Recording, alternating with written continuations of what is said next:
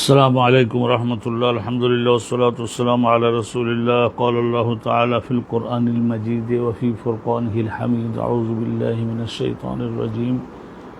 بسم الله الرحمن الرحيم.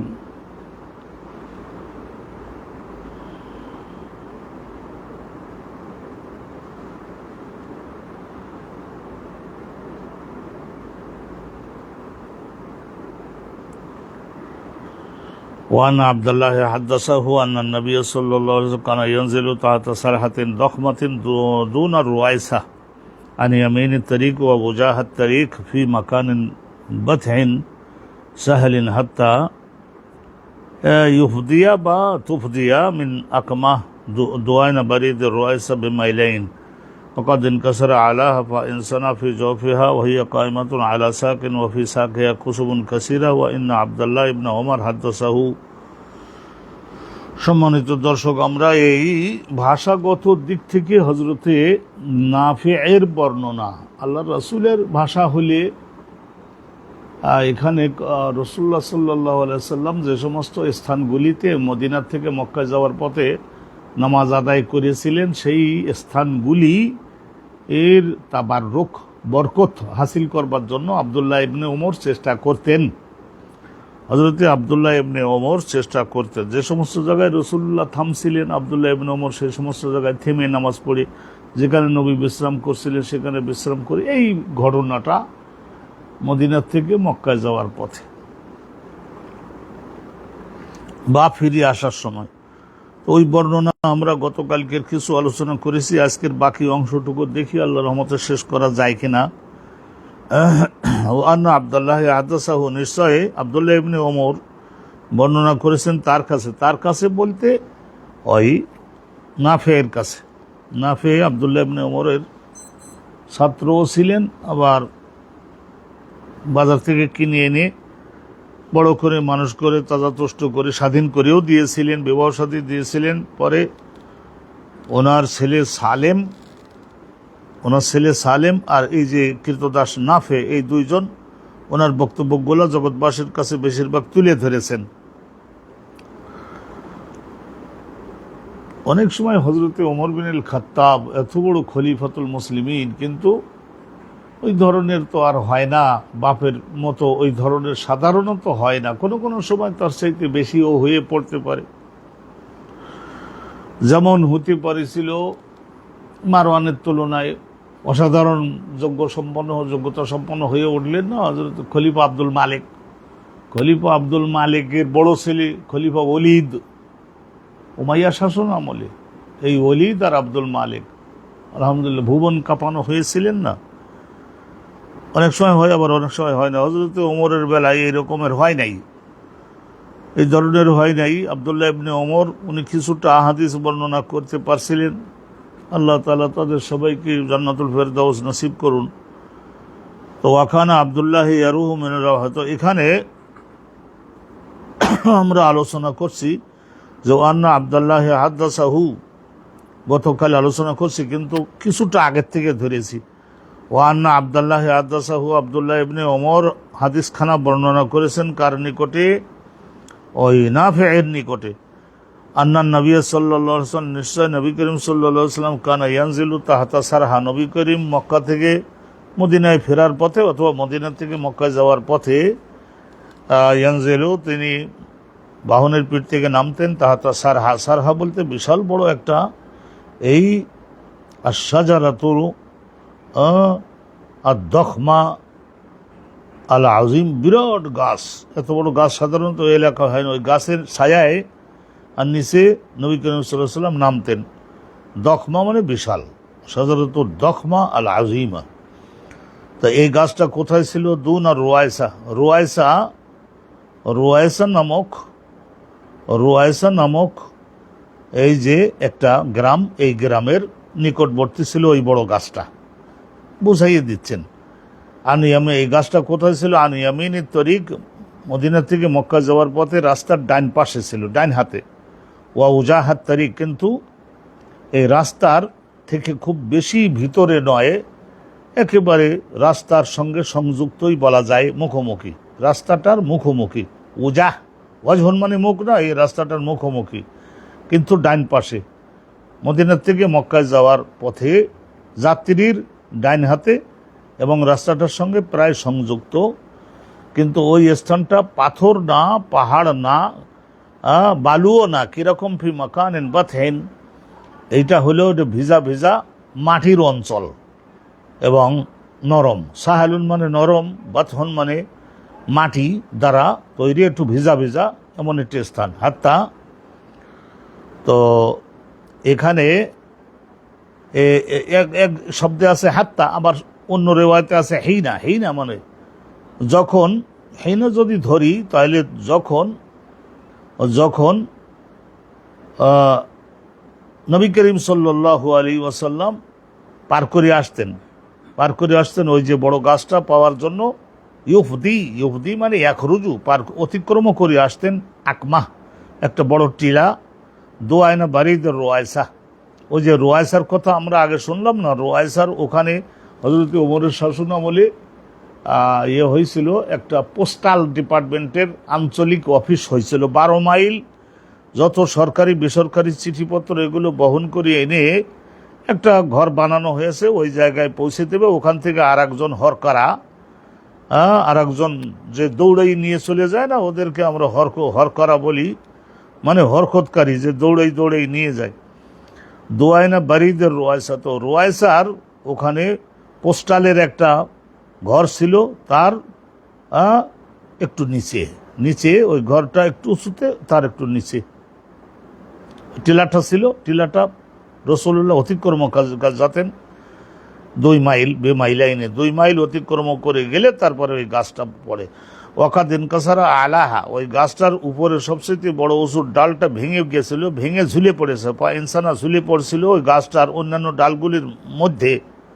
দেখুন আব্দুল্লাহ ইবনে ওমর কীভাবে স্মরণে রেখেছেন এই বিষয়গুলি। এখন আর সেখানে কিছুই নাই, শহর নগর হয়ে গেছে। তবু আমরা হাদিসটা কোনো শব্দ বাদ না দিয়ে আমরা পড়ে যাচ্ছি। ইনসানা, বাঁকা হয়ে পড়েছে ভেঙে যাওয়া ডালটা ওই বৃক্ষটার অন্যান্য ডালগুলির মাঝেই। ওয়াইয়া কায়েমাতুন আলা সাক, কিন্তু বৃক্ষটা নিজের বিরাট কাণ্ডের উপরে দাঁড়িয়ে আছে এখনো পর্যন্ত। অফি সাকে কুসুবন, আর ওই গাছটার গোড়ার আশেপাশে বালুর অনেকগুলি ঢিবি রয়েছে। অনেক সুন্দর করে বললেন যে সেখানে রসুল্লাহ যেখানে নামাজ পড়লেন সেখানে নিশ্চয় পরবর্তীতে মসজিদ হয়েছে, কিন্তু সেই সব মসজিদগুলি পরবর্তীতে রাখা হয় নাই। সব মসজিদগুলি পরবর্তীতে যেগুলি যেখানে রসুল নামাজ পড়ছেন সেখানে মসজিদ তৈরি হলো, কিন্তু সব মসজিদগুলিকে আবার পরবর্তীতে শাসকরা এক একজনের এক এক ব্যাখ্যা সেগুলি আর রাখেন নাই। শহরনগর প্রতিষ্ঠিত হয়ে গেছে। আন্না আবদুল্লাহ ইবনে ওমর, আবদুল্লাহ ইবনে ওমর হাদ্দাসাহু, মানে ওই নাফি এর কাছে আরও বর্ণনা করেছেন আন্না নবী সাল্লাল্লাহু আলাইহি ওয়াসাল্লাম, আন্না নবিয়া নিশ্চয় নবী করিম সাল্লাল্লাহু আলাইহি ওয়াসাল্লাম সাল্লাহ নামাজ আদায় করছিলেন। রসুল আন্না নবী সাল্লাল্লাহু আলাইহি ওয়াসাল্লাম সাল্লাহ নিশ্চয় নবী করিম সাল্লাল্লাহু আলাইহি ওয়াসাল্লাম নামাজ আদায় করছিলেন ফি তরফে তালা, তালাতুন একটা বিরাট ওখানে টিলা রয়েছে, সেই টিলাটাও হয়তো আধা মাইল চওড়া হবে, আধা মাইল দৈর্ঘ্য আধা মাইল চওড়া এরকম, কিন্তু সেটা পাহাড়ের চাইতে একটু ছোটো সাইজের হয়। আর তরফুন মানে প্রান্তে নিচে, যেখানে টিলাটা শেষ হচ্ছে একটা পাশে টিলাটার প্রান্তে এই একটা টিলা ছিল। এটা কোথায় ছিল? মিন ওরা ইল আরাজ, মাকামে আরজ, আরজ নামক একটি গ্রাম, সেই গ্রামের পরবর্তীতে ওখানে একটা টিলা ছিল, টিলার যেখানে যে শেষ হচ্ছে ওই জায়গায় নবী করিম সাল্লাল্লাহু আলাইহি ওয়াসাল্লাম একবার নামাজ পড়ছেন। তো কীভাবে ও আনতা যাহিবুন ইলা হাদাবা, তুমি যদি গমন করো, যে কোনো পাঠককে বলছেন আবদুল্লাহ ইবনে ওমর, তুমি যদি গমন করো ইলা হাদাবা, মা উঁচু ভূমি, উঁচু ভূমি হাদাবা বলা হয় উঁচু ভূমি, উঁচু অঞ্চল, অন্য জায়গার তুলনায় ওটা মনে করে নিন যে কমের পক্ষে 50-100 গজ উঁচু, আস্তে আস্তে করবেন নয়, উঁচু হয়ে গেছে। ওয়ান্তা জাহিবুন ইলা হাদাবা, তোমার সম্মুখে রয়েছে, এই যে মালভূমি বলা হয়, মালভূমি, তোমার সামনে রয়েছে একটা মালভূমি, ইনজালিকাল মসজিদে, তো সেখানে একটা মসজিদ হয়েছে পরে, রসুল যেখানে নামাজ পড়ছেন সেখানে একটা মসজিদ হয়েছে। ওই মসজিদের ওখানে আবদুল্লাহ ইবনে ওমর বলছেন, উনি বলছেন যে আমি দেখছি, মানে রসুলুল্লাহর পরবর্তীতে 50-60 বছর পরের ঘটনা এগুলি। তো মসজিদটা প্রতিষ্ঠিত হয়েছে, রসুল নামাজ পড়ছেন, সেই জন্য ওখানে একটা মালভূমির উপরে মাকামে আরজ, আরজ নামক ওই জনপদ অতিক্রম করে আসলে, তো ওখানে ওই মসজিদের পাশে 2টা কবর হয়েছে দেখলাম, অথবা 3টা কবর, 2টা বা 3টা কবর দেখলাম। আলোর কবরে রদম, তো কবরগুলির উপরে একটু উঁচু মাটি, তথা সেখানে পাথর, এক একটা পাথর পুঁতে চিহ্নিত করে রাখে না, রদম, রদম, এই যে হেজারা, হেজারা পাথর রাখছে, মেনে হেজারাতিন, রদমন মেনে হেজারাতিন আনি আমিন তারিক। আর ওই জায়গায় আর কি আছে চিহ্ন বলছেন, যে রসুল যেখানে নামাজ পড়ছেন ওর আশেপাশের একটু বলে দিচ্ছেন, যাতে করে কেউ কোনো সময় যদি যায় তাহলে এই সমস্ত বলে বলে যাতে চিনে নিতে পারে। কিন্তু সৌদি সরকার ওরা কি আর কোনো কবরস্থানের চিহ্ন কি আর রাখে নাকি? আর ওই সমস্ত ঘন ঘন ছোট ছোট মসজিদ এগুলি সবগুলি ভেঙে দেয়। আর মানুষও তো কিছু আছে এদিক ওদিক, তারা ওই সমস্ত মসজিদগুলির মধ্যে গিয়ে এমন করে ঝাঁপিয়ে পড়ে আর চুম্বন করতে থাকে। রসুল্লাহ এখানে নামাজ পড়েছেন, ধুলো বালি মাটি নিতে থাকে। আনি আমিনের তারিখ, আনি আমিনের তারিখ, ওই রাস্তার ডাইন পাশে, রাস্তায় মানে উত্তর থেকে দক্ষিণ দিকে যাচ্ছে, তো নিশ্চয়ই মদিনা থেকে মক্কা দিকে যাচ্ছে, ওই যে রাস্তাটা ডাইন পাশে এন্দা সালেমাতের তারিখ। আর ওই রাস্তাটার পাশে বহু সংখ্যক বৃক্ষ ছিল, গাছ, সালেমাত, বাইনা উলাইকাল সালেমাত, ওই বৃক্ষ সমূহের মাঝে কান আবদুল্লাহ আরুহু মিনাল আরাজ, তাহলে হজরতে আবদুল্লাহ ইবনে ওমর উনি যখন ওই আরজ নামক স্থান থেকে, গ্রাম থেকে রওনা দিয়ে জোহর নামাজের আগে যখন যাইতেন, বা আদান তামিলা শামসুবিল হাজেরা, দুপুরবেলা সূর্য একটু পশ্চিম দিকে ঢলে পড়বার পরে উনি যখন রওনা দিতেন, ফায়ুসাল্লি জোহরা, জোহরের নামাজ আবদুল্লাহ ইবনে ওমর পড়তেন ফিজালিকাল মসজিদে, ওখানে একটা মসজিদ যে হয়েছে যেটা বললাম রসুল্লাহ সাল্লাল্লাহু আলাইহি ওয়াসাল্লাম, ওই মসজিদের ওখানে গিয়ে আবদুল্লাহ ইবনে ওমর নামাজ পড়তেন। ওয়ান্না Abdullah ibn Omar হাদাসাউ, Abdullah ibn Omar আরও বর্ণনা করেছেন ওনার কাছে, ওই নাফের কাছে, আন্না রাসূলুল্লাহ সাল্লাল্লাহু আলাইহি ওয়াসাল্লাম নাযালা ইনদা সারাহাতিন, নবী করিম সাল্লাল্লাহু আলাইহি ওয়াসাল্লাম বাহনের থেকে নামছিলেন, ইনদা সারাহাতিন, ওই বড় বড় যে গাছগুলোর কথা বললাম, গাছগুলির ওখানে, আর ইয়াসারের তরিক, কিন্তু রাস্তাটার ডান পাশে গাছগুলি, কিন্তু রসুল নামছিলেন এই রাস্তাটার বাম হাতে, ফিমাছিলেন, ওখানে পানি প্রবাহিত হয়ে যাওয়ার জন্য একটু এইরকম আস্তে করে সমতল হয়ে যায়, যে মাসিলুল মা বলা হয়, পানি প্রবাহিত হয়ে চলে যাওয়ার জন্য। তো সেটাও আমি ও সমস্ত জায়গায় দেখছি। মাসিলুল মা যেটা আল মাকানুল মুনহাদের, ক্রমান্বয়ে ঢালু হয়ে আসে যে স্থানটা, দুনা হেরসা, এটা হেরসা নামক পর্বতের খুবই নিকটে, ওখানে একটা মাসিলুল মা, পানি প্রবাহিত হয়ে নিচের দিকে চলে যাওয়ার ব্যবস্থা। ওই জায়গায় রাস্তার বাম পাশে নবী পাক সাল্লাল্লাহু আলাইহি সাল্লাম নামতেন, আর ওখানে অনেকগুলি বৃক্ষ ছিল। এগুলো কিছুই কি আর এখন পাওয়া যাবে? কিছু কিছু যেতেও পারে। তাইলে জালিকাল মাসিল লাসিকুন, আর ওই যে পানি প্রবাহিত হয়ে যাওয়ার ঢালু স্থানটা, ওইটার সংযুক্ত ছিল বে কেরায়ে হারসা, ওই হারসা নামক পর্বতের একটা প্রান্তের সঙ্গে যুক্ত। এরপরে ওই মাসিলুল মা শুরু হলো। ওয়াবাইনাত তারিক, না ওয়াবাইনাত তারিক, তাইলে এখানে কি হলো? বিসমিল্লাহির রহমানির রহিম। ওয়াবাইনাত তারিক করিবুন মিন গালওয়াহ, আর ওই যে রাস্তা যেটা ওখানে যাচ্ছে মদিনা থেকে মক্কার দিকে, যে রাস্তাটা যাচ্ছিল, সেই রাস্তাটা, ওয়ান্না আবদুল্লাহ ইবনে ওমর হাদাসা ওয়ান্না রাসূলুল্লাহ নাজালা ইনদা সারাহাতিন, অনেকগুলি গাছ, বড় বড় গাছগুলির, আর গাছগুলি কোথায়?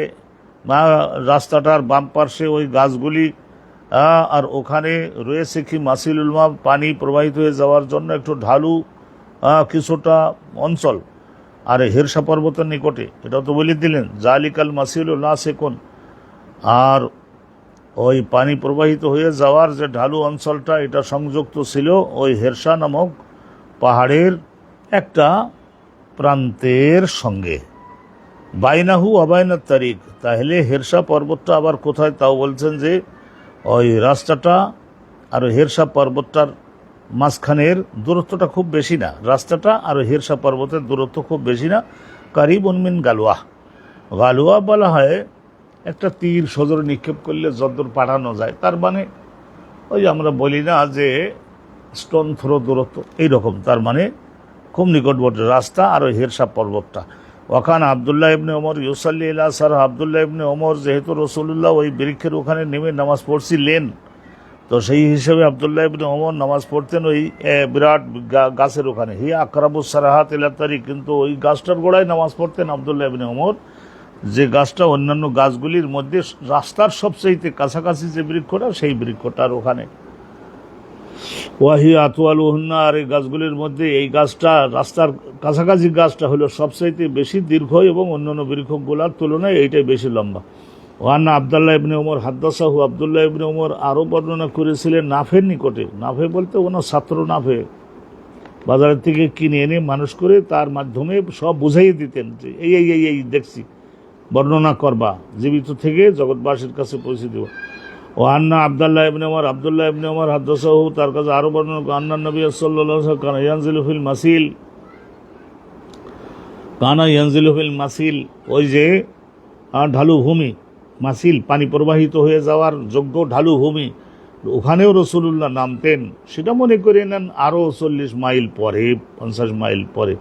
কানা ইয়ানজিলু ফিল মাসিলিল্লাযী ফি আদনা মাররে জহরান, মাররে জহরান, এই সমস্ত জায়গায় আমরা গেছি, বহুবার গেছি।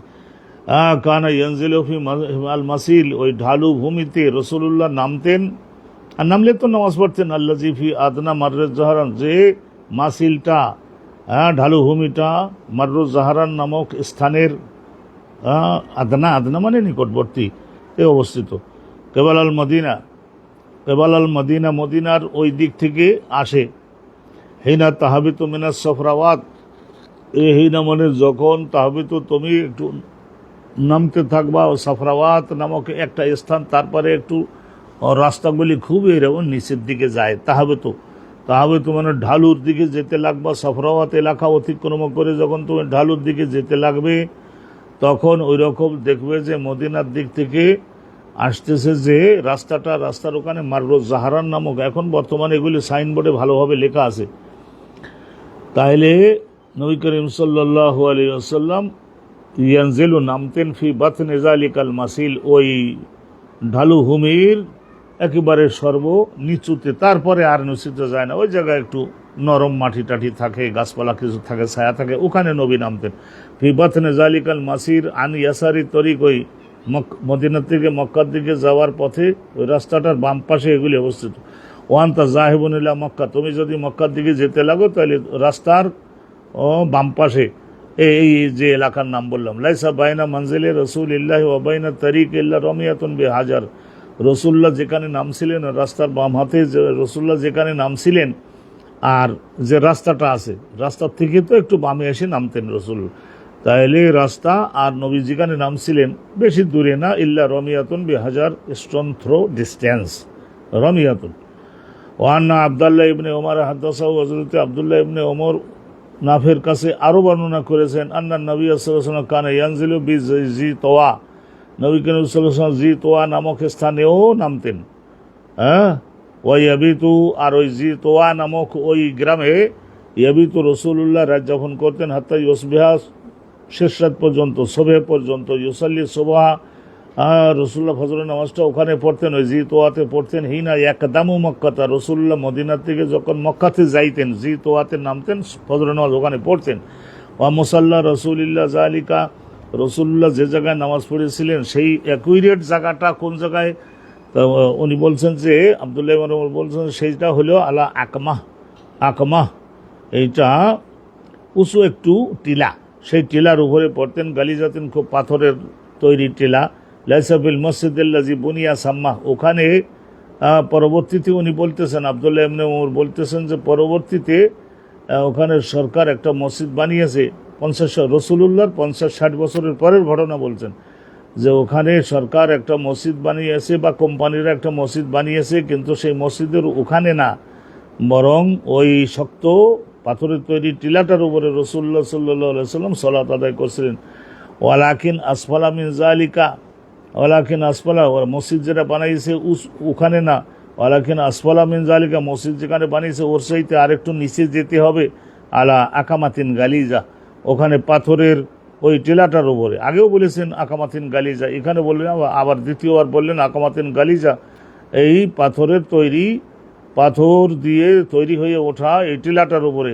ওয়ান্না Abdullah ibn Umar হাদাসাহু, Abdullah ibn Omar নাফের কাছে আরও বর্ণনা করেছেন, আন্না নবী সাল্লাল্লাহু আলাইহি ওয়াসাল্লাম ইস্তাকবালা ফুরদাতাইল জাবাল, মক্কায় যাওয়ার সময় ইস্তাকবালা মুখ দিয়ে দাঁড়ালেন, ইস্তাকবালা মুখ দিয়ে দাঁড়ালেন ফুরদাতাইল জাবাল, ওই সামনে বিশাল বড় পাহাড়, পাহাড় মনে করে নেন 10-20 মাইল লম্বা। তো এই পাহাড়ের ও দিকে যাওয়ার জন্য দুইটা রাস্তা আছে, দুইটা রাস্তা। তা রসুল্লাহ সাল্লাল্লাহু আলাইহি সাল্লাম ওই পাহাড়ে, সামনে যে পাহাড়টা পড়ে, তো সামনে যে পাহাড়টা পর্বতটা পড়ে সেই পর্বতের দিকে যাওয়ার জন্য ওখানে দুইটা প্রশস্ত পথ আছে, এই পথ দিয়েও যেতে পারেন, এই পথ দিয়েও যেতে পারেন, সামনে ওই পাহাড়। তাহলে ফুরদাতাইল জাবাল আল্লাজি বাইনাহু ওয়া বাইনাল জাবালের তবিল, আর ওখানে বলছেন যে ওখানে একটা পাহাড় আছে একটু বেটে কিন্তু অনেক প্রশস্ত, মানে বহু সময় চলে। কোনো কোনো পাহাড় তো এরকম 50 মাইল পর্যন্ত পাহাড়টা থাকে, আবার কোনো কোনো পাহাড় একটু উঁচু বেশি হয়, উচ্চতায় একটু বেশি হয়। ফুরদাতাইল জাবাল আল্লাজি বাইনাহু আবাইনাল জাবালের তবিল নাহওয়াল কাবা, ওই কাবা শরীফের দিকে মুখ দিয়ে থাকলে দেখা যায় যে ওখানে দুইটা পর্বত, একটা হলো জাবালে তবিল আর একটা হলো জাবাল, সেটা চওড়া বহুদূর বিস্তৃত, কিন্তু এই পর্বতটার ওই দিকে যাওয়ার জন্য দুইটা রাস্তা আছে, ওই দুইটা রাস্তাকে মুখ করে দাঁড়ালে বা জাআলাল মসজিদ আল্লাজি বুনিয়া, এই যে বললাম যে এই জায়গায় জি তোয়া নামক এলাকায় যে পরবর্তীতে যে মসজিদটা তৈরি হয়েছে, নবী করিম সাল্লাল্লাহু আলাইহি ওয়াসাল্লাম জাআলা রেখে দিতেন এই মসজিদটাকে ইয়াসারুল মসজিদ, ইয়াসারুল মসজিদ বাম পাশে, ইয়াসারুল মসজিদ বেতরফিল আকমাহ সাম্মা ইয়াসারুল মসজিদ, এই মসজিদের বামে এই যে টিলা আকমা গালিজা যেটা বললাম এর একটা সাইডে রেখে দিতেন। ওয়া মুসাল্লান নবী সাল্লাল্লাহু আলাইহি ওয়াসাল্লাম আসফালু মিনহু, নবী করিম সাল্লাল্লাহু আলাইহি ওয়াসাল্লাম যেখানে নামাজ পড়ছিলেন সেই মসজিদটা আসফালু মিনহু, আর একটু নিচে গেলে পাওয়া যায় রসুলুল্লাহ যেখানে নামাজ পড়ছিলেন। আবদুল্লাহ বিন ওমরের বক্তব্য অনুপাতে। আর ওই যে রাস্তার কাছাকাছি কোম্পানি বা ও সরকার একটা মসজিদ বানাইছে, কিন্তু ওই মসজিদটাতে রসুল্লাহ নামাজ পড়েন নাই। আসফালু মিনহু আলাল আকামাতুস সাউদা, ওখানে নিচুতে গেলে একটু টিলা পড়ে, আর একটা সেই টিলাটা আল আকামাত সৌদা, কালো পাথরের, তাদাউ মিনাল আকামাতে আশারাতে আজরু, ওই কালো পাথরের তৈরি ওই টিলাটার ওখান থেকে তুমি 10 গজ বা 10 গজের কাছাকাছি, ধরেন 15 গজ 20 গজ এইরকম, তাহলে ওখানে তুমি যদি রেখে যাও, আবদুল্লাহ বিন ওমর বলছেন যে তাদাউ পরিত্যাগ করে পেছনে যদি তুমি ফেলে যাও, সুম্মা তুসাল্লি মুস্তাকবেলাল ফরজাতাইন, তারপরে ওখানে সামনে গেলে মুস্তাকবেলাল ফরজাতাইন, ওই যে দুইটা প্রশস্ত রাস্তা দেখা যাচ্ছে, ওই প্রশস্ত রাস্তা দুইটা রাস্তাকে সম্মুখের দিকে নিয়ে তুমি ওখানে নামাজ পড়তে পারো, যদি রসুলুল্লাহর জায়গায় নামাজ পড়বার জন্য নিয়ে তোমার থাকে। তাহলে এই যে প্রশস্ত দুটি রাস্তা গেল, দক্ষিণ দিকে যাচ্ছে রাস্তা দুটি, পথ দুটি, মিনাল জাবালিল্লাজি বাইনাকা ওয়া বাইনাল কাবা, তাহলে তোমার আর কাবার শরীরের মাঝখানে এই একটা পর্বত যে দেখা যায়, এই পর্বতটা একটু চওড়া বেশি, প্রশস্ত ছড়িয়ে পড়েছে বেশি, কিন্তু ততটা উঁচু না। ওর পাশে আর একটা পর্বত আছে, সেই পর্বতটা একটু উচ্চতার বেশি, কিন্তু অতটা বেশি দূর বিস্তৃত না। তো ওই জায়গায় যে দুইটি রাস্তা সম্মুখে পড়ে, ওই দুইটি রাস্তাকে সম্মুখে নিয়ে যদি তুমি নামাজ পড়ো, তাহলে তোমার রসুল্লাহ সাল্লাল্লাহু আলাইহি ওয়াসাল্লাম যেখানে নামাজ পড়ছিলেন সেই জায়গায় নামাজ পড়া হবে। আলহামদুলিল্লাহ রাব্বিল আলামিন। এখানে মূল কথা হচ্ছে, আমরা তাবাররুকান যদি কোনো বর্ণনা উত্থাপনে এদিক ওদিক হালকা হয়ে থাকে, তাহলে আল্লাহ রাব্বুল আলামিন ক্ষমাকারী। আমরা সহিহ বুখারীর প্রত্যেকটা শব্দ কমপক্ষে পাঠ করে অগ্রসর হচ্ছি, এবং আমাদের এখানে সৌদি গভর্নমেন্ট একটা হাদিস অনুবাদ করেছে, ইংরেজি ভাষায় অনুবাদ করেছে সৌদি গভর্নমেন্ট, কিন্তু সেই জায়গায় বিশেষজ্ঞ, ধরেন মদিনা বিশ্ববিদ্যালয়, এই সমস্ত কত বড় বড় বিশেষজ্ঞ পর্যায়ের লোকজন তারা রয়েছেন। তো সেখানে ওনারা পরিষ্কার লিখে দিয়েছেন যে ট্রান্সলেশন অফ দিস হাদিস ইজ নট, পরিষ্কার করে লিখে দিয়েছেন, ইজ নট পসিবল, এবং পরিষ্কার বলেছেন ইম্পসিবল। এইটা অনুবাদ আমাদের ইংরেজি ভাষায় করা ইম্পসিবল। আপনারা যারা আরবিতে দক্ষ আছেন তারা সকলে পড়ে যান। এইভাবে ওনারা এখানে লিখেছেন। এই যে হাদিসের কিতাবটা Sahih Bukhari, the translation of the meanings of Sahih Bukhari, Arabic English, volume number 1, এই যে Muhammad Muhsin Khan, Islamic university al Madinah al Munawwarah, এটা মহসিন খান যখন দেখতেছি, হতে পারে originally the person was from Pakistan, settle in Saudi Arabia, professor in Islamic university in Madinah. তো ওনারাই বলতেছেন যে এটা সম্ভব না আমার জন্য এটা অনুবাদ করা। তবু আমি আলহামদুলিল্লাহ এখানে আরবি ভাষায় ওই জিনিসটা আপনাদেরকে দেখাবো বলে খুঁজতেছিলাম, কিন্তু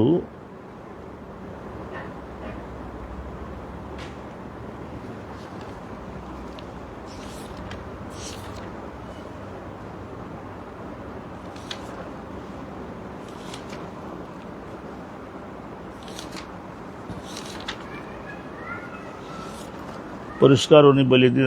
আমি মনে করলাম যে বিশেষজ্ঞ পর্যায়ের লোকদের লেখা। আলহামদুলিল্লাহ।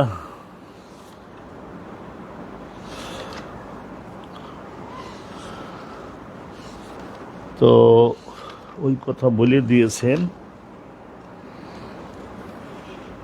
অনেক সময়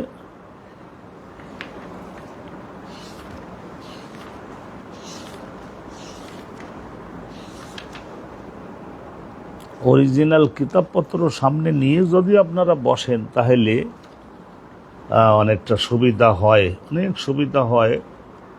কিন্তু আপনারা তো অনেক সময় শুধু শোনার উপর দিয়ে এই সমস্ত জিনিস এটা আয়ত্তে আনা যায় না। অসাধারণ সত্য, যানজীবন এই যে আমরা এটা পাইছি, এই হাদিসখানা যেটা খুঁজতেছিলাম, এইটা একটু দেখুন মেহরবানি করে। দিস হাদিস is about the various places on the way from Medina to Mecca.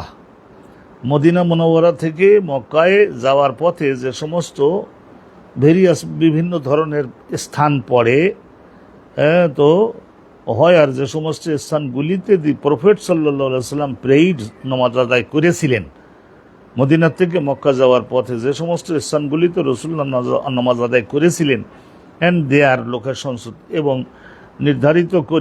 নির্দিষ্ট করে দেখাইয়ে দেওয়ার চেষ্টা করা হচ্ছে এই হাদিসের মাধ্যমে সেই লোকেশনগুলি। আর এই যে দেখুন, আর ইম্পসিবল টু ট্রান্সলেট, এই যে ইম্পসিবল টু ট্রান্সলেট, এটা আপনারা তো নিশ্চয়ই দেখতে সক্ষম হচ্ছেন যে ইনি বলছেন যে এটা ট্রান্সলেশন দেওয়াটা অসম্ভব। এত আর রসুলুল্লাহর ভাষা যদি হতো তাহলে ভাষাগত দিক দিয়ে নিশ্চয়ই আল্লাহ প্রদত্ত যোগ্যতা ক্ষমতা, হযরত ওমরের ভাষা হলেও তো কথা ছিল না, আবদুল্লাহ ইবনে ওমরের ভাষা হলেও তবুও তো কথা ছিল না, কিন্তু ওনারই কেনা দাস মাওলা বলা হয় এই যে হজরতে নাফে, ইনি আর ওনার ছেলে হজরতে সালেম, এই দুইজনের মাধ্যমে আবদুল্লাহ ইবনে ওমর উনি সবসময়ের জন্য এটা চেষ্টা করতেন। ওই যে একবার ওনার উপাধি দেওয়া হয়েছিল না, আসাদ্দ ইত্তেবান লিরাসূলিল্লাহ, রাসূলুল্লাহ সাল্লাল্লাহু আলাইহি ওয়াসাল্লামের অনুসরণ কঠিনভাবে করেছেন। কোন বিষয়গুলাতে অনুসরণ করেছেন? যে বিষয়গুলা রসুল্লাহ যেখানে ঘুমাইছেন উনিও সেখানে ঘুমাবে, রসুল যেখানে নামাজ পড়ছেন উনিও সেখানে নামাজ পড়ে, রসুল্লাহ যে জিনিস খাইছেন সেই জিনিসই উনি খাবে, রসুল্লাহ যে জুতা পরছেন সেই জুতা উনি পরিধান করবে, রসুল্লাহ কাবা ঘরের যে কর্নারে চুম্বন দিচ্ছেন সেই কর্নারে উনি চুম্বন দিবেন। অনুরূপ রসুল্লাহ হজে যখন মক্কা থেকে মিনায় রওনা দিয়েছেন সেই টাইমে উনি রওনা দেবে, এইসব বিষয়গুলাতে। কিন্তু আসলে আল্লাহ পাক রব্বুল আলামিন কবুল করুন, সব মানুষের তো আর সব সাইডে সমান যোগ্যতা সৌন্দর্য আল্লাহ রব্বুল আলামিন দান করেন না।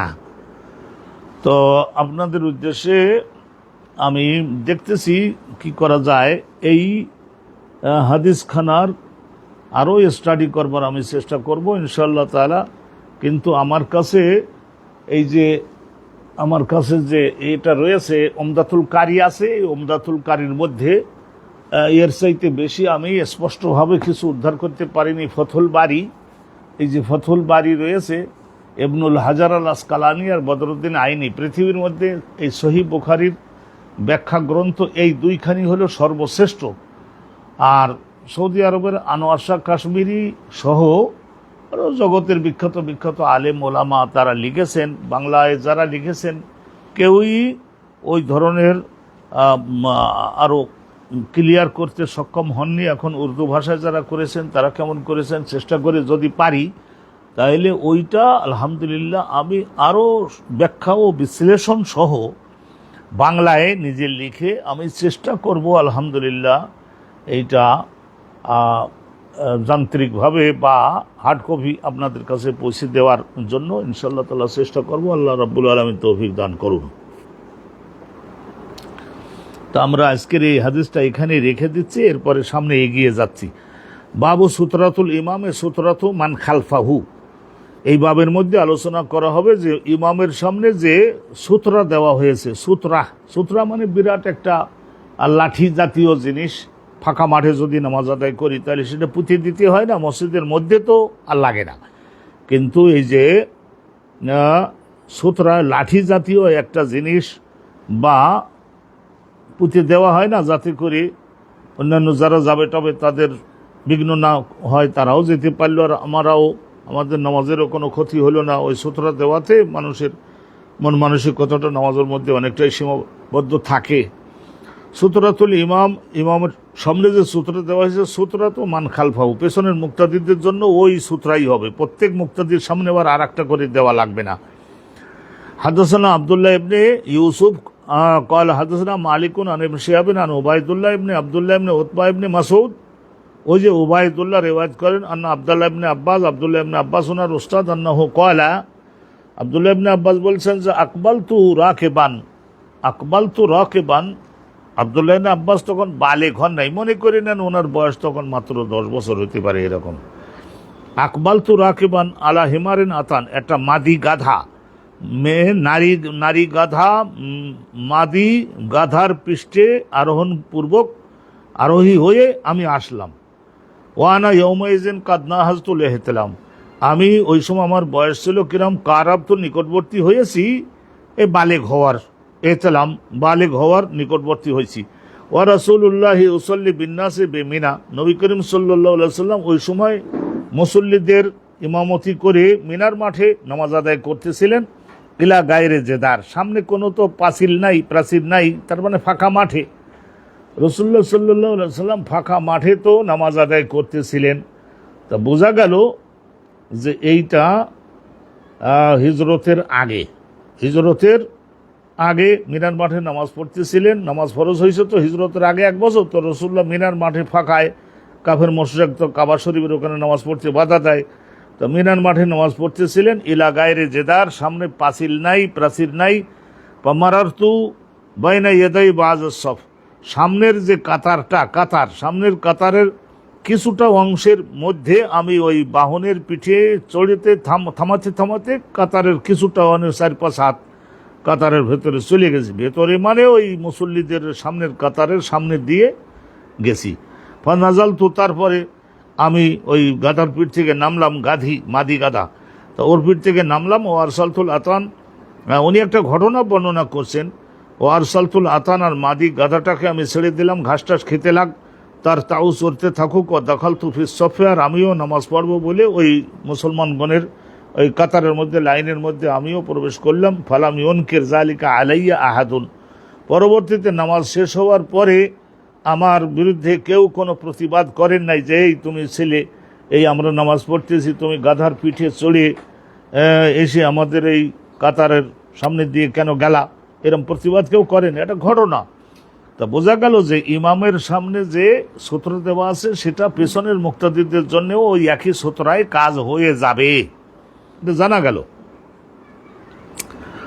আরাকখানা হাদিস এই সূত্রা সম্পর্কে। হাদাসানা ইসহাক ইবনে মনসুর, এখানে ইসহাক ইবনে মনসুর কল হাদাসানা আব্দুল্লাহ ইবনে নুমাইর কল হাদাসানা ওবায়দুল্লাহ, এখানে রেওয়ায়েত করছেন ওবায়দুল্লাহ ইবনে ওমর, এই হযরত ওমরের আরেক ছেলে ছিল হযরত ওবায়দুল্লাহ ইবনে ওমর, আন নাফিঈন আন ইবনে ওমরা আন্না রাসূলুল্লাহ কানা ইযা খারাজা ইয়াউমাল ঈদ, নবী করিম সাল্লাল্লাহু আলাইহি ওয়াসাল্লাম ঈদের দিন যখন বের হতেন নিজের গৃহ থেকে, আমারা বিল হারবা, তো রাসূলুল্লাহ বলতেন যে হারবাটা আনো। হারবা এটা মানুষের দেহের সমান উঁচু একটা মোটা লাঠি, কিন্তু ওর নিচের দিকে লোহার দাঁত লাগানো, ওই জন্যে ওর দ্বারা যে কোনো সময়ে যদি কেউ শত্রু আসে তাহলে তাকে প্রতিহত করা যায়। আমারা বিল হারবা আনতে বললেন। তারপরে হারবা কি করবে, ফাতু দাউ বাইনা ইয়াদাইহি, রাসূলুল্লাহর সম্মুখে সূত্রা বানিয়ে ওইটাকে কি করতে হবে, স্থাপন করে দিতে হবে, জোরে মেরে দিলে মাটির মধ্যে বসে যায়, কারণ লোহার দাঁত লাগানো আছে। ফায়ুসাল্লি ইলাইহা, ওইটারে সূত্রা বানিয়ে রাসূলুল্লাহ নামাজ আদায় করতেন। ওয়ান্নাসু ওয়ারাআহু, রাসূলুল্লাহর পেছনে তো মুসল্লিগণ সবাই থাকতেন, তাহলে তাদের তো আর আলাদা সূত্রা লাগে না, ওই ইমামের সূত্রাই সবার সূত্রা হয়ে গেল। ওখানে ইয়াফআলু যালিকা ফিস সফর, আর ওই যে হারবা বলা হয় যেহেতু কেউ শত্রুতা করতে আসলে তাকে প্রতিহত করবার মতন ব্যবস্থা, ওটার নিচের দিকে লোহার দাঁত লাগানো থাকে, প্রতিহত করা যায়। ওখানে ইয়াফআলু যালিকা ফিস সফর, রাসূলুল্লাহ যখন সফরে থাকতেন তখন ওই হারবাটাও সঙ্গে রাখা হতো, সূত্রা বানানো হতো। ফামিন সাম্মা ইত্তাখাযাল উমারাও, এই যে লাঠির মতো সফরে বাড়িতে ঈদের দিনে, তো এই যে রাসূলুল্লাহ ব্যবহার করেছেন, সুম্মা ইত্তাখাযাহা আল উমারাউ, পরবর্তী জামানার যারা শাসক অনুরূপভাবে তারাও এইটা রীতি হিসেবে গ্রহণ করেছিলেন যে একজন বিরাট একটা লাঠি নিয়ে তার সামনে যেতে লাগবে, জাগাল ছেড়ে দেন এরম বলে না, দেশের প্রেসিডেন্ট এইরকমভাবে সামনে খাদেম লাঠি মাথার উপরে নিয়ে যেতে লাগে না, এটা একটা ভড়ং, এবং এটা একটা ঢং হয়ে গেছে পরবর্তী যুগে তাদের। কিন্তু এটা মাঠে যদি নামাজ পড়ে তাহলে সূত্রা বানাবার জন্য এটার দ্বারা কাজ করা যায়। তাহলে সূত্রের বিষয় এটাও শুনলাম, নবী করিম সাল্লাল্লাহু আলাইহি ওয়াসাল্লাম ঈদের দিনেও এরকম ব্যবহার করতেন। আর একখানা হাদিস শোনেন, হাদাসনা আবুল ওয়ালিদ ক্বাল হাদাসনা শুবাতু আন আউন ইবনে আবি জুহাইফা। আউন ইবনে আবু জুহাইফা, আউন রিওয়ায়াত করছে তার বাপ আবু জুহাইফা থেকে, সামিআতু আবি ইয়াকুল ইন্নান নবী সাল্লাল্লাহু আলাইহি ওয়াসাল্লাম সাল্লা বিহিম বিল বাতহা। নবী করিম সাল্লাল্লাহু আলাইহি ওয়াসাল্লাম একবার নামাজ আদায় করেছিলেন বাতহায়। এই বাথাটা কোন জায়গায়? এই বাথা, এটা মক্কার বাথা। বাথা শব্দের শাব্দিক অর্থ হলো, বলছিলাম যে একটু বেশি পরিমাণে নিচু হবে, পানি বেশি দিন ওর মধ্যে পানি ছিল, সেই জন্য মাটিটা একটু নরম, বাথা, ওই কারণে ওখানে কঠিন পাথর না থাকে না, আর ওই জায়গায় ছোট ছোট বালু, ছোট ছোট পাথরের কণা জমা থাকে। তো ওই বাথায় নবী করিম সাল্লাল্লাহু আলাইহি ওয়াসাল্লাম মুসলমানদের নিয়ে একবার সালাত আদায় করছিলেন মক্কায়, এটা বাথাটা। সেই জন্য রাসূলুল্লাহর উপাধি হয়েছেন আবতাহি। আমরা ওই যে উর্দু ভাষার কাব্যে বলি না, আবতাহি, আবকা লকব হয়। ওই মক্কা শহর যেহেতু আস্তে করে এইভাবে এরম ঢালু হয়ে দক্ষিণ দিকে চলে গেছে, বৃষ্টি মাঝে মাঝে সৌদি আরবে যে বৃষ্টি হয়েছে মহাবন্যার মতো, তো ওই পানি এইভাবে গড়িয়ে চলে যায়, ছোট ছোট পাথর বালু নিয়ে ওই দিকে চলে যেতে লাগে, দক্ষিণ দিকে, ইয়ামানের দিকে। তাহলে রাসূলুল্লাহ সাল্লাল্লাহু আলাইহি ওয়াসাল্লাম বাথা নামক স্থানে ওয়াবাইনা ইয়াদাইহি আনাজাত, রাসূলুল্লাহ সাল্লাল্লাহু আলাইহি ওয়াসাল্লামের সম্মুখে আনাজা পোতা ছিল। আনাজা বলেছি মাটির মানুষের দেহের সমান উঁচু হবে, আর এই রকমের মোটা হবে, এই ধরনের মধ্যম অঙ্গুলি বৃদ্ধ অঙ্গুলি লাগালে কমপক্ষে এরকম মোটা হবে, এর চাইতে আরেকটু মোটা হতেও পারে, তবে এইটাও কম না, এরাও মোটা হবে, মানুষের স্কন্ধ বা মাথা সমান উঁচু হবে, নিচের দিকে লোহার দাঁত লাগানো থাকবে। এইটাকে বলা হয় আনাজা। অনেক উপকার দিত এটা কুলুক দরকার, তো ওইটার দ্বারা লোহা লাগানো আছে, তো খুঁজে মাটি ঢিলা বের করে ফেলা যায়। সাপ সামনে পড়েছে তো ওইটার প্রতিরোধ করা যায়। কেউ যদি ক্ষতি করবার জন্য আসতে চেষ্টা করে তো ওটা দাঁত লাগানো, এইটা ক্ষেপণাস্ত্রের মতো দেখাই দিলে সে আবার পলায়। বিভিন্ন রকমের। আর সুতরা বানান যায়। আর জোহরা, রাসূলুল্লাহ সাল্লাল্লাহু আলাইহি ওয়াসাল্লাম মুসলমানদের ইমামত করে নামাজ পড়াইছিলেন। আর জোহর রাকাতাইন ওয়াল আসর রাকাতাইন, জোহর 2 রাকাত, আসর 2 রাকাত। তামুরু বাইনা ইয়াদাইহিল মারআ, তো ওই সুতরা দেওয়ার কারণে ওই সুতরার বাহির দিয়ে মেয়ে লোকরাও যাচ্ছে, ওয়াল হেমার, গাধা যাচ্ছে, সুতরা দেওয়া আছে তো নামাজের কোনো অসুবিধা নাই। এরপরে আর একটা বাবার শুনছি, বাবু কাদরে কাম ইয়ামবাগি ইয়াকুনা বাইনাল মুসাল্লি ওয়া সুতরা, তাহলে মুসল্লি আর সুতরা এইটার মাঝখানে কতটুকু দূরত্ব রেখে সুতরাটা দিতে হবে, কতটুকু দূরত্ব রেখে সুতরাটা দেওয়া উচিত। হাদাসানা আমর ইবনে জুরারা, ইমাম বুখারীর শিক্ষক আমর ইবনে জুরারা, তার শিক্ষক আব্দুল আজিজ ইবনে হাজেম, তার শিক্ষক হলেন আব্দুল আজিজ, রিওয়ায়াত করেন তার বাপ হাজেম থেকে। তিনি সাহাল ইবনে সাদ, সাহাবী, ওই যে সাহাবীর কথা বলছিলাম, হযরত ইমামে আজম, ওনার বাপ সাবেতের ঘাড়ে উঠে দেখছিলেন জমজম কূপের পাশে। সাহাল ইবনে সাদ এই 95 হিজরিতে ওফাত পাইছেন। কয়লা সাহাল ইবনে সাদ বলেন, কানা বাইনা মুসাল্লা রসুল্লাহ যে জায়গায় জায়নামাজ পাচ্ছেন, জায়নামাজ ওয়াবাইনাল জেদারা, সামনে যে দেওয়াল মানে ওই সোতরা দেওয়াল, এর মাঝখানে কিরকম ছিল? মামার